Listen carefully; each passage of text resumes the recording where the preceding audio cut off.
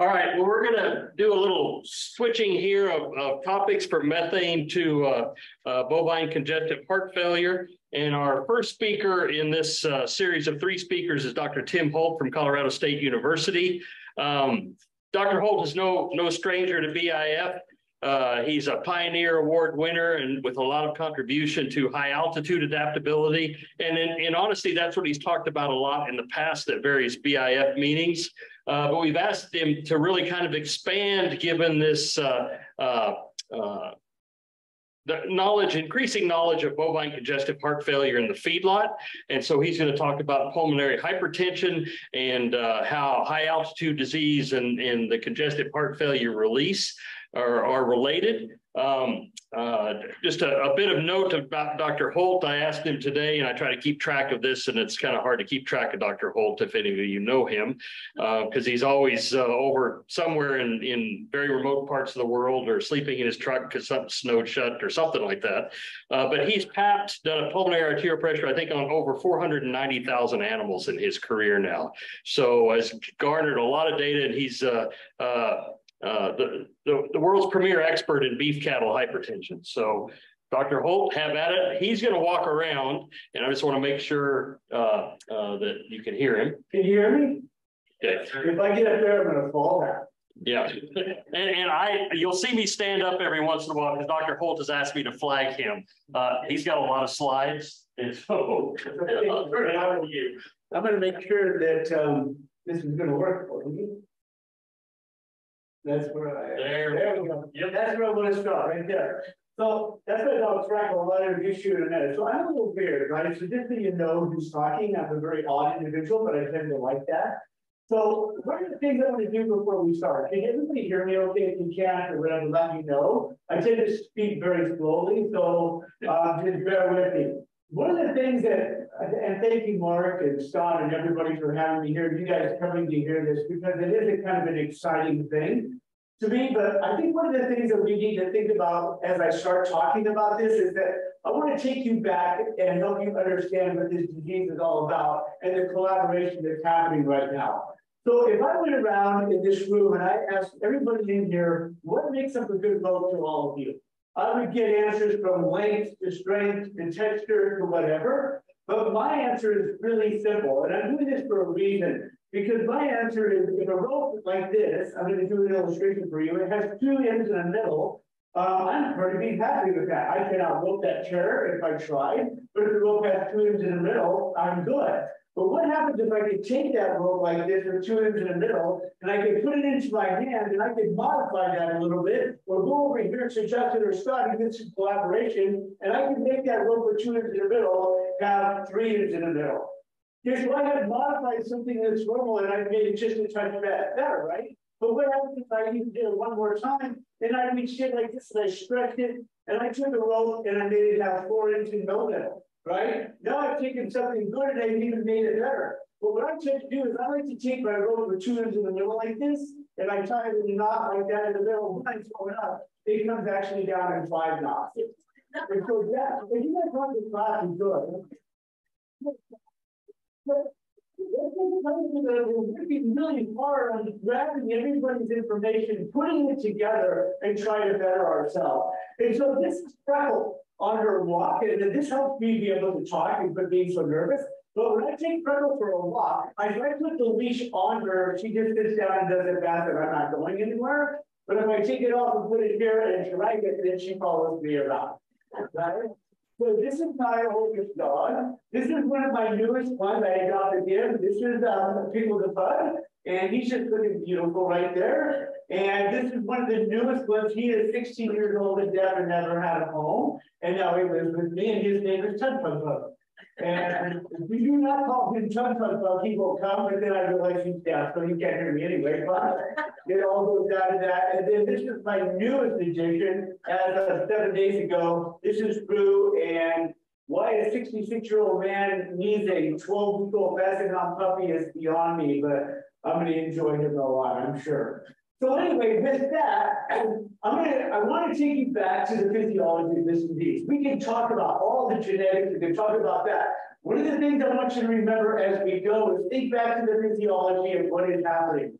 Because what is happening is going to give us the etiology or the reasoning for the heart scores. It's going to tell us why cattle are used to die at altitude and now die low. So that's why I want to take you through that, and then we're going to go into that. Remember, this disease was first diagnosed many, many years ago. 1913 is a picture of this perfect cow standing there.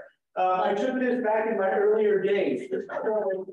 It's an old disease that we keep chasing and chasing and chasing, trying to figure out what it is. But this is where I find myself many of the time. Put up at 9,500 feet or 3,000 meters.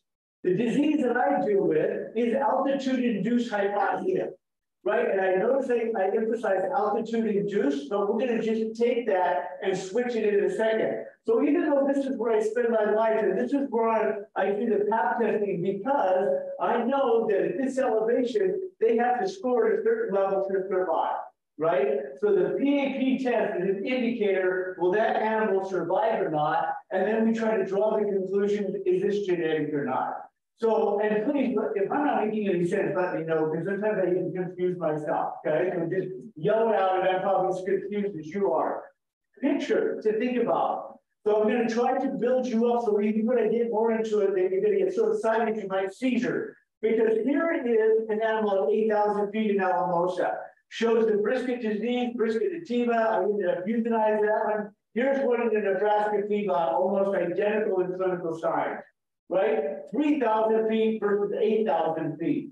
So is this one really altitude-induced pulmonary hypertension? Maybe yes, maybe no, right? But we're going to go on to this. If you look back and you go, okay, where does this disease even come from, right? What happened to it? Right now, pulmonary hypertension in humans is one of the top studied diseases there are, right? Because in humans, they call it, whoever we or they are, they call it the silent killer. Because if you have pulmonary hypertension, you may not even know it until you drop over. And one of the biggest research going on right now is what is causing pulmonary hypertension, because we know it's heritable in cattle and we know it's heritable in humans. But one of the big things that's showing up is sleep apnea. So one of the things I do like to do a whole lot is I don't like to sleep because I'm afraid I'm missing something. So I always sleep a little bit here at a time. And I had gone on about 4 days without sleeping, going to my next place, having a good time, and I started to get drowsy. So then I decided that maybe I had sleep apnea, because I don't know. I just thought this sounds like a good idea. So I went into that test and I went through the test and they said, sure enough, you have sleep apnea. So we're going to put you with one of these machines here and we're going to fix your sleep apnea so you don't go into pulmonary hypertension. Look how nice this man looks. He's laying there and his arms are crossed and he's sound asleep. So one of the big things is I took this home, and by all medical things I've been involved with, this cured my sleep apnea 100%. Because I put that on, I lay just like the picture. I put the picture on the ceiling so I could see it, and I lay just like that. And every time I started to go to sleep, it would go, it would blow you in the face, or you would hear it go, it would squeak around your face. So this thing right here actually cured my sleep apnea, because if you don't sleep, you don't have apnea. So this thing fixed me. But the reason I'm telling you that is this is the whole thing about this. This is a disease in humans as well as cattle. Remember, pulmonary hypertension, when we look at it, because the hypertension itself is what's going to destroy your heart. And what's going to destroy your heart is what's going to kill you, or cattle, or whatever. All these are different types of pulmonary hypertension.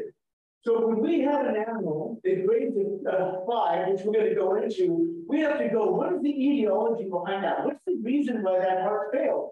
Is it, this is the main one that we deal with right here, a chronic hypoxia to the lungs. Remember that the word hypoxia means I am not getting any oxygen, right? I am suffocating, right? And that's what the body responds to. Group 3 is just that. But we have to also know that we have to, if we have a dead feedlot animal, we have to know and be concerned, is it 3 or is it any of those? We also know when we work with the humans in Denver that cattle and humans that die of pulmonary hypertension have the same mechanism going on. If I'm looking at a histopathic slide of an animal with pulmonary hypertension or a human, it's really difficult to tell them apart. In fact, it's almost impossible. That's why the human researchers are so excited to work with us in the cattle industry, because they're almost indistinguishable. So you're going to remember this for me as we continue, is you're going to remember type 3, which is a chronic hypoxia to the body, okay? When you look at all the, if you look at the mechanism of how this happens, so all the way through this talk and all the way through the other talks of the day, remember how this happens, okay? When we look up here, we have alveolar, that's wrong, right? Alveolar hypoxia means every time we breathe, we are not getting enough oxygen to our body. Our body takes that up and says, wow, you better hyperventilate, or 2, you better get more oxygen, or 3, because my body is starved for oxygen, my lungs are going to do something. And what they're going to do is they're going to start to vasoconstrict, because there's more oxygen in the top part of my lung or in the cattle's lung than there is in the bottom. So the body's going to respond to that hypoxia, and it's going to vasoconstrict to push blood to the more oxygenated areas of the lung. Okay, does that make sense? Astronomically important, that no matter if you're looking at hearts or lungs, you remember that mechanism. It's called shunting. So when I get hypoxia, I'm going to shunt blood to the top of my lung. When I do that, that's what is done by vasoconstriction. So that lung's going to sit there, it's going to go, and it's going to squeeze down. All of you, I'm shunting right now because I'm talking too slow and I need to speed up. So it is shunting right now, pushing blood to the top part of my lung so I can oxygenate. That's the vasoconstriction. Here is the most important aspect of all of this right here. This is the genetic aspect of pulmonary hypertension in cattle, right? How fast they vasoconstrict. In a human, we vasoconstrict like this. Everything's very elastic. In cattle, it does this. And it comes over and back up. So when the heart beats, nothing. And so all of a sudden, the heart is going normal, right? In cattle, because that vasoconstriction and that remodeling is so strong, all of a sudden that heart is pounding against that, and there's nowhere to push blood. So normal vasoconstriction, remodeling is going, oh. It cannot push the blood against the vasoconstricting. So it gets thick, it gets stronger and stronger trying to do that. Hence the hypertrophy of the heart. It's getting bigger and stronger to try to push blood up in there. And it starts pounding to the point it actually wears itself out. Beat. Brisket, 3,000 feet. Am I making sense with that? So picture that in your head as we go, because we have the vasoconstriction, the remodeling, nowhere for the blood to go. Pulmonary hypertension starts to back up into the right ventricle. Remember, the right ventricle is going to get thicker, hypertrophy. It's going to all of a sudden go into failure until you die. Okay? Makes sense? Astronomically important that every time you look at a brisket animal, be it 1,200 feet or 10,000 feet, you go through that in your head, remembering this. Remember, there's 2 genetic aspects to this. Cattle are hyper-responders to that vasoconstriction is very fast and very strong. That's genetic, okay? The other part of the genetics that we cannot forget, and the one that they're researching in humans the most, is which one of us can experience pulmonary hypertension and live. Some of us sitting in this room today probably have high blood pressure and don't even know it. Others have high blood pressure and on medication for it, and sometimes that will take you, right? So the genetic aspects of how well you can handle the high pressure and not die. I had a bull named Donnie. He was a good friend of mine, and I got him. He was out of trouble 54-2, and he had a PAP of 118. Remember, normal is 41 and under. Donnie's was 118, and he lived at 7,200 feet for 9 years. And he broke his leg breathing, and so I had to euthanize him. The humans have tissue from him because they're trying to figure out the genetic aspect that allows him to be pulmonary hypertension and survive. Okay. So here's a path of 40. There's the vessel on end. Nice big lumen, a little bit of muscularis there. And here's one of 80. See the loss of space? That's what's happening. That's the shunting. Here's another one. This is one with hypertrophy and normal. And this is equivalent to me and inject dye into it. This is normal. See all the white spots?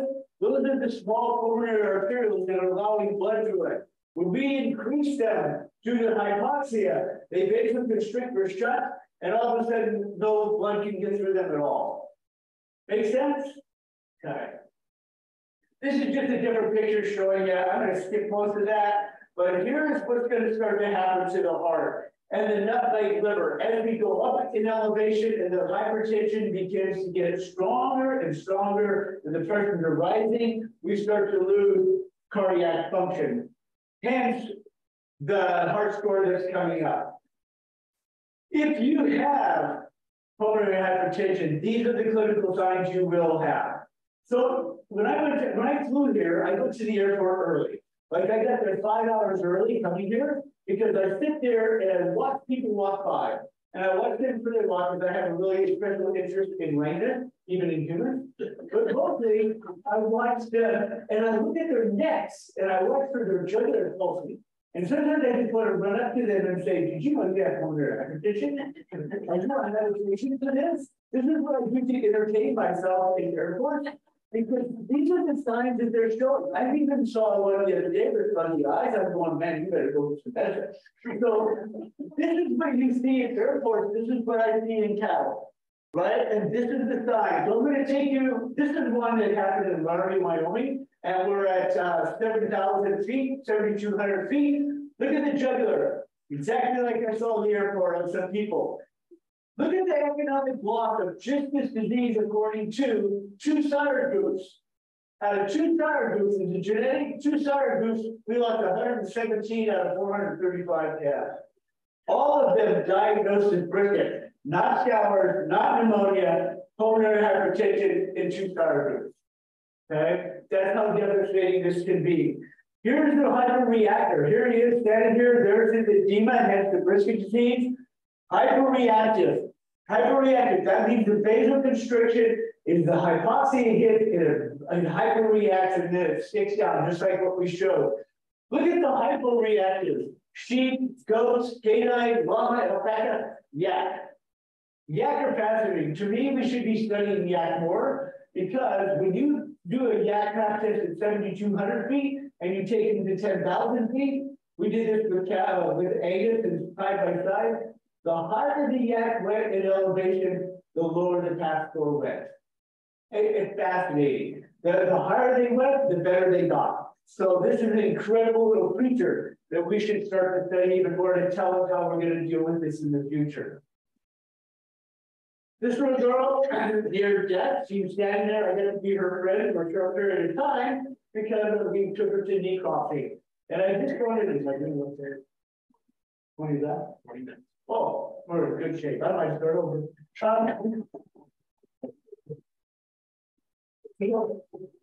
I want to take you through a quick deep dive just to show you what it looks like and how devastating this can be and how quick they can go. So this is cutting, that's just the brisket edema. Remember the pressure got so high inside of the vessel that actually pushes fluid out, right? So the fluid has to go somewhere and settle. It settles in the brisket, it settles in the chest, that's the heart, that's the tiny little lung that the fluid pressure crushed.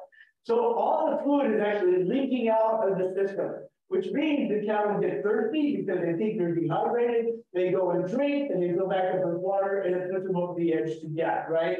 So this is just the heart. When we keep going, more lungs. Here she is again. Important picture. Here's the heart. Here's the pulmonary artery. And see that little black hole right there? That's an aneurysm. So if that animal would have lived another day or so, it would blow a hole right in the pulmonary artery. Okay, so that's how high that pressure is getting. This is the aorta. Remember that it's backing up from the lungs into the heart, the pressure, right? So this is the aorta. The pulmonary artery should be 1/3 the size of the aorta. Look at the pulmonary artery. It's reversed. So it's going to be this small, it's this big, right? A lot of the ones I open up have blown out a hole in the pulmonary artery and died acutely. The pressure is just massive in there. And of course, it's backing up into the liver, which gives us liver congestion. So a lot of people will say, can I eat an animal with risk of disease, or can I eat this animal if they're seeing it? Absolutely you cannot, because I said so. Okay, it grosses me out. So I didn't know. And if it grosses me out, I'm going to share that with you guys, because remember, they're in liver failure as well. Okay, so the meat is going to be toxic with liver waste. It's going to have fluid in it. I found carcasses and drink out 55 gallons of fluid from the muscle tissue, which is what we're eating. So no, you can't eat it, and just put because you were told not to. No science behind it. I just made that. Yeah. So that's it. Here's a picture of that heart, and what we're coming to now is this is a grade 5. So this grading system that's coming to you is going to go 1 to 5, 1 and 2 being variations of normal, and then it gets worse from there. A 5 means that the pulmonary hypertension, going through the whole mechanism that we talked about, has put that heart into failure. It cannot function any longer. It can't even beat, just like I was showing you. It tries and it can't, and it collapses, just like this guy did. Here's another one. Just a shot of it. This is a grade 5. Here's the right atrium. That's the top part of the heart. Here's the left atrium right there. Remember, like the aorta, the right atrium should be 1/3 the size of the left, right? This was easily triple the size of the left, meaning the whole blood is backing up from lungs to pulmonary artery to right ventricle to right atrium up the jugular, okay? So, well, I just went off on a tangent in my mind. I won't share that with you, but we'll come back to that. See, my mind's like a ping pong ball. We'll come back to the ping pong ball. So here's just to kind of compare them, what it looks like. Here's a normal heart, just a grade 1, and here's a 4. And I've got better pictures of this coming up to you, but there's the right atrium.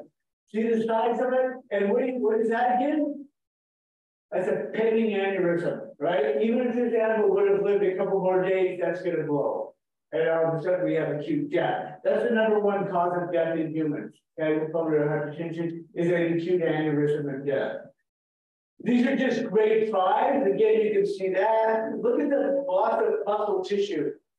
I mean, there's no muscle structure left. This part cannot beat any further. In fact, instead of beating like this one right here is beginning to do this. It's trying any way it can to circulate a little bit of blood. And so this heart failure and heart failure. Look, this is the biggest right atrium I've ever seen in my life. It goes from here all the way like that. It is now bigger than the entire heart. That's a massive amount of pressure. That pressure right there was about, I think it was 132, somewhere in that neighborhood. Okay? So remember the scenario as we start looking at hearts and what they mean. And I'm not going to go into any of the statistics of what we're finding grading. That's going to be Scott and Justin's talk. But what I want you to do is look at the size of these hearts. This is when it's blown out. Remember, they get thick first, and then they dilate and fail. This is the left ventricle. This is the septum. Here's the right ventricle that's dilating, okay? And when it starts to dilate like that, its function goes way, way down. Here's hearts I cut open in sections. Said this to you before. So here, they're cut at the exact same level. Normal heart, pulmonary hypertension heart. You can just see as you go down, here's right ventricle, normal. Look at how it's blown out. Totally non-functional.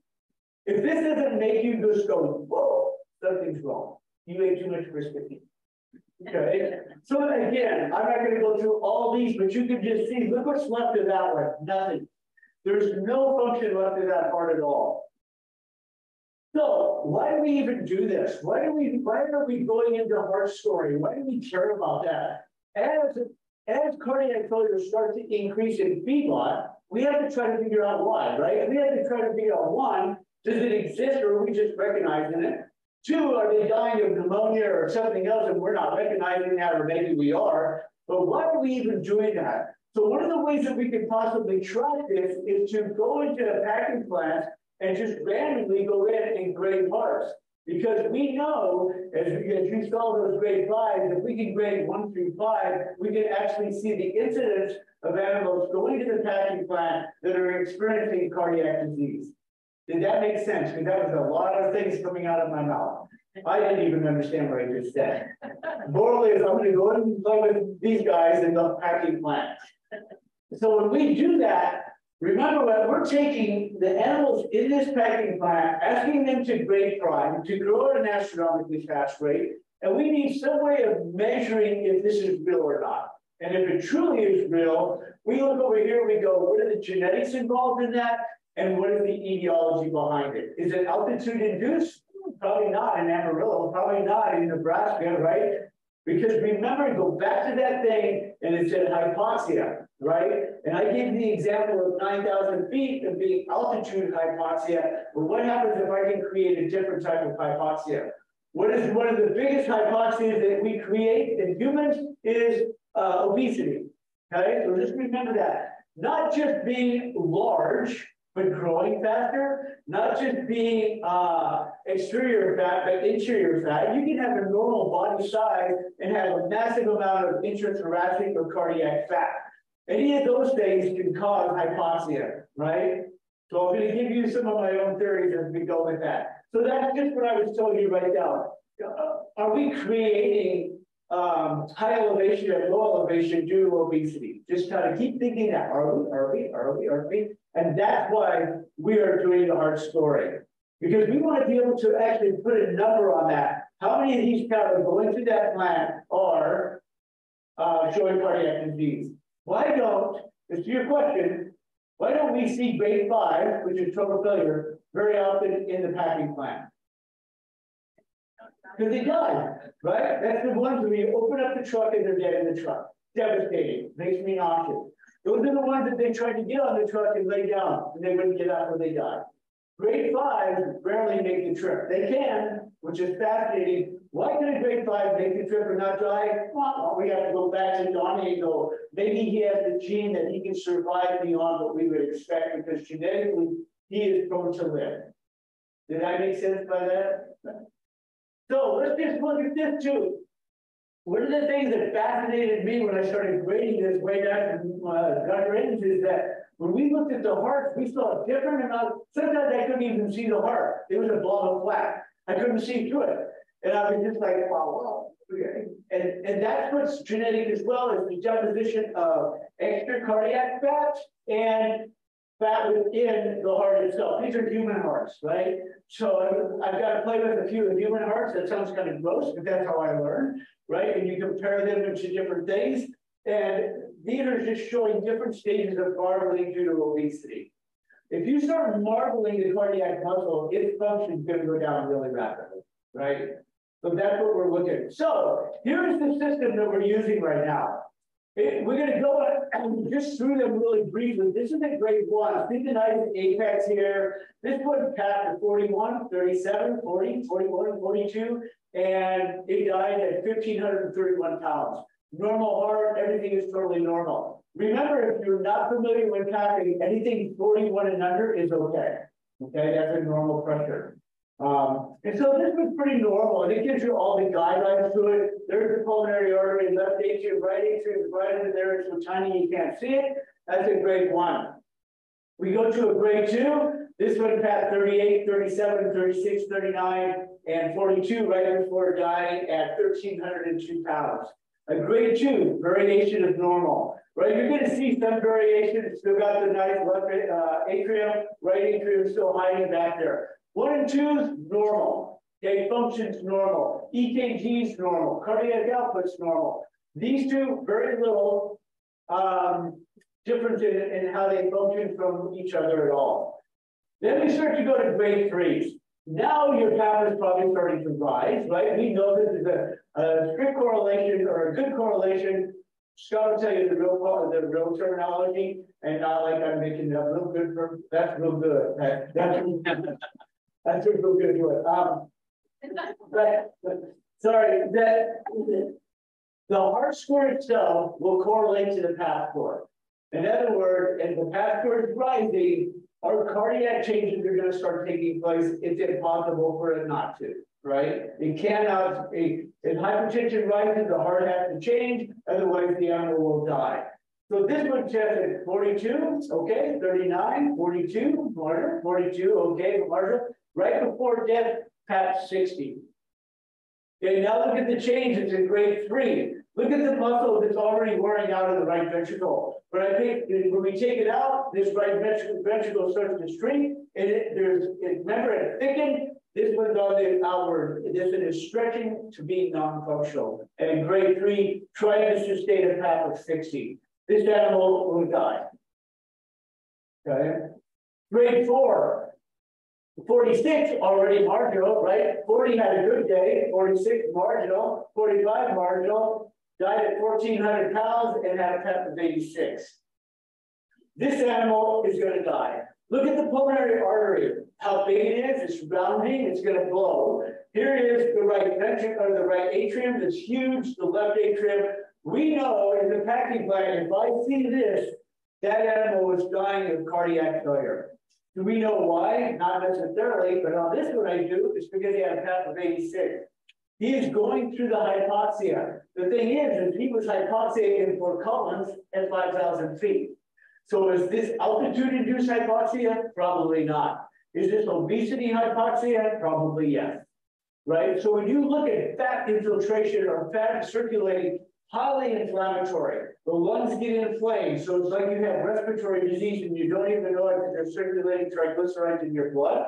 It decreases lack of oxygen. When this ventricle starts to fail, it can't push blood into the lungs. So all of a sudden now you're going, whoa, I can't even get blood into my lungs, so I'm getting more hypoxic, and it's a vicious cycle. Make sense with that? So you got to keep thinking all that physiology that we talked about when you start grading these hearts. And here's the 5. Unfortunately, I don't have the 5s laying out in the grass because I don't see 5s in the feedlot very often, right? The total cardiac collapse. How rapidly you should be thinking, how rapidly can that happen? It can happen in 24 hours, exposure to altitude, exposure to some type of respiratory disease. Anything like that can happen very often, but most of the time it's over a 2 to 3 week period of time. Okay, that this all transpires. And they go into collapse. Well, here's just some pictures. 5 minutes left. Oh, perfect. So here's number 1. So just nice little points here. Everything's looking good. Number 2, like this, just variations of normal. And then we have 3s that are starting to look like this. They've got that divot here, starting to get bigger. And we got examples of 4. I call this the reverse T, like that, because it's starting to fail. And of course, grade 5s, which is total collapse. Baffling remodeling in the heart. 5s. So I'm gonna let Scott talk about this, and Justin probably has some. We'll just skip all that, because what I'd really like to do is, I have what, 3 minutes, 48 seconds? And 2 minutes for questions. Okay, so can I stop now and get questions? Questions, because I'm hoping that I aroused some things that's a bad word. I'm hoping that I stimulated some thought. Yes. Hold on, question. I'm thinking about something you mentioned about livers and the feed quality audit was from 2016 versus 2011, just like 6.5% increase in just general liver condemnation, not due to abstinence. Right. Is it related maybe to this? The liver just quit? So the question is how can this possibly relate to liver disease and the liver abscesses? And I'm going to give you my humble opinion. Every time I make something up, I'm going to tell you, right? I'm making this up, but I'm hypothesizing due to what we see. Is that when the heart decreases function, the blood fails to move to the liver at a normal speed. When the blood flows through the liver at an abnormal speed, the bacteria are allowed to colonize and grow, hence abscesses. When the liver gets swollen and non-functional, then you get liver disease because the blood can't get into the liver at a normal speed. And yes, it will cause liver abscesses and liver contamination and failure. Did that answer your question? Yeah. Yeah. And why is the liver not going through? It's because the heart's not functioning. Yes. Repeat the question. So we yeah. So for animals that experience the same growth curve and response to the environment and go out to the yard and not develop pH and fighting. You think that they have superior theology or some sort of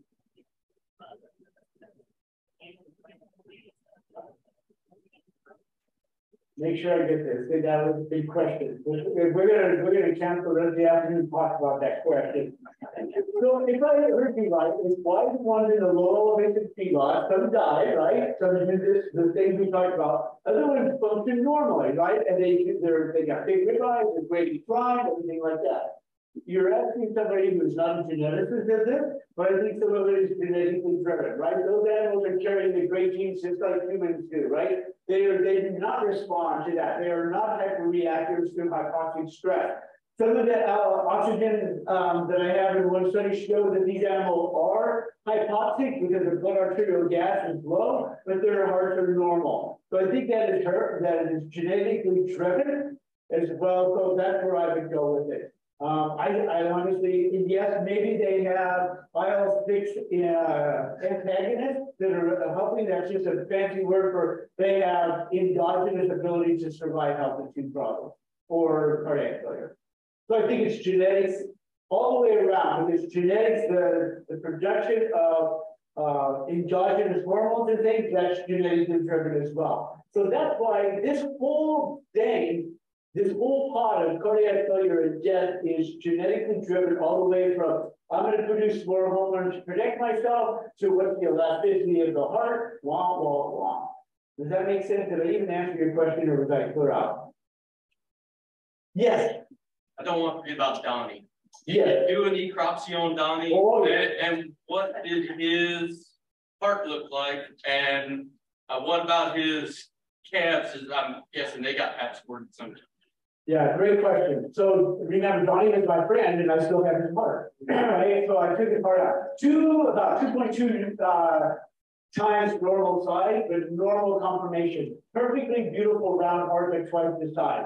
So that boy, Donnie was a big-hearted individual in so many ways, right? He was my pet. I could call him. I could stretch him. He had a big heart for me. Well, I made that up. But he had a huge, huge heart, right? It's really sad that I don't have any offspring out of Donnie because nothing survived. And the guy that I got Donnie from, his name was Donnie, has no offspring after him. Anyway, as far as I know, we don't have anything out of it. Yeah, yeah. Good question. Yes, I knew you would have one.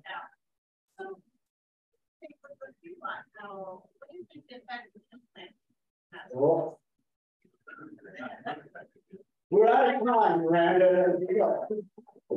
So the question is, what about implanting? We have actually some stats on that coming up. There's a paper coming out. I think Justin's going to talk about that a little bit too. But so far, I don't know that answer, to be honest with you. But it's not interfering with the genetics, but it is increasing growth that we're getting more and more problems. So, how did I do? You did good. Am I done? You're done.